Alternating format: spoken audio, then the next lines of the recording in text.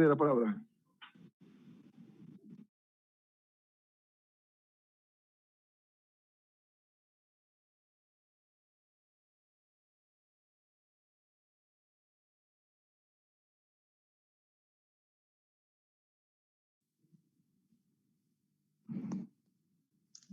Muy buenos días, estimado presidente de la Asamblea Nacional encargado, señoras y señores asambleístas, queridos conciudadanos del Ecuador que nos escuchan a través de diferentes medios. Causa seria preocupación, estimados asambleístas, la inexistencia del Plan Nacional de Desarrollo 21-25, que es un requisito previo para la presentación de la proforma presupuestaria 2021.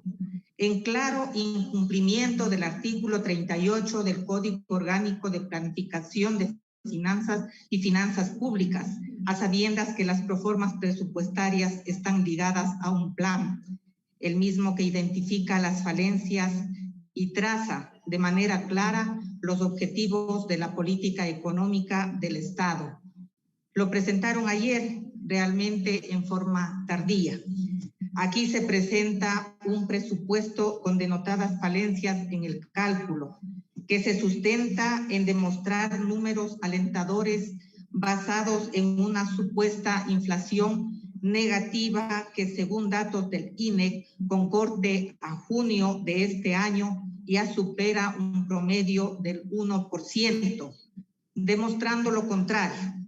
Además, un cálculo alentador pero erróneo de los ingresos petroleros ligados a un precio promedio de $59.89 por barril de petróleo, mientras que en el Ecuador está facturando valores menores. Con esta reseña se da una falsa sensación de que los gastos son menores y que los ingresos son buenos, algo que está alejado de la realidad. El día de hoy quiero ser la voz de los sectores que históricamente suelen ser los más afectados cuando al gobierno le falta la liquidez económica. En este caso, producto del despilfarro, de una bonanza económica y de una pandemia que afectan a nivel global. Mis palabras están encaminadas a evidenciar el reducido presupuesto destinado a cubrir las obligaciones para con nuestros queridos jubilados, a la salud, a la educación y a la gran deuda que tiene el Ejecutivo con los gobiernos autónomos descentralizados del Ecuador. ¿Y por qué no puntualizar? Con los 3 niveles de gobierno de la Amazonía ecuatoriana. Definitivamente, para mí, es una gran preocupación que las prefecturas, los gobiernos municipales y gobiernos parroquiales que están muy cerca de nuestros ciudadanos estén prácticamente sin presupuesto para cumplir con su planificación y con sus proyectos que conllevan al desarrollo de cada uno de los territorios.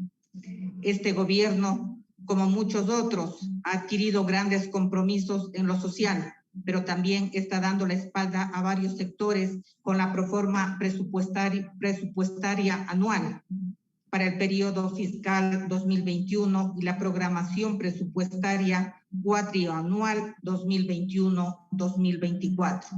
Muchas áreas elementales para el desarrollo del país están sufriendo recortes, tales como el sector de la salud y la educación, que de acuerdo a la Constitución, las asignaciones para educación y salud debieron ser de 519 millones adicionales a las del 2020. Un incremento del 0.5% del PIB por año, pero en el primer caso hubo una reducción de 578 millones y en el segundo solo se asignaron 145 millones adicionales, a sabiendas que aún sufrimos una emergencia sanitaria en el Ecuador.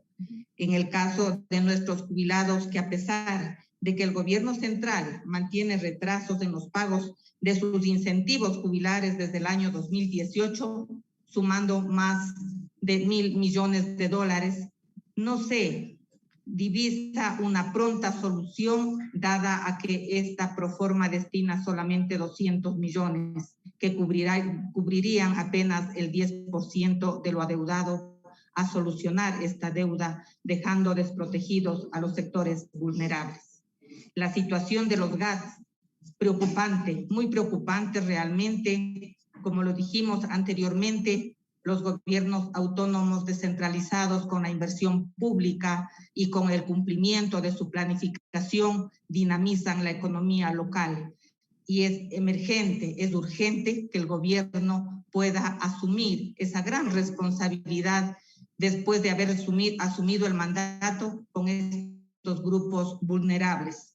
Estas son algunas de las falencias que se encuentran en la proforma presupuestaria, la misma que debe ser analizada a profundidad por los 137 asambleístas y también presentar estas observaciones ante el Ejecutivo con la finalidad de que se distribuya de una forma equitativa para poder cubrir esa deuda social que el Estado tiene con los grupos vulnerables. Y de pronto la deuda externa puede ser refinanciada buscando los mecanismos idóneos.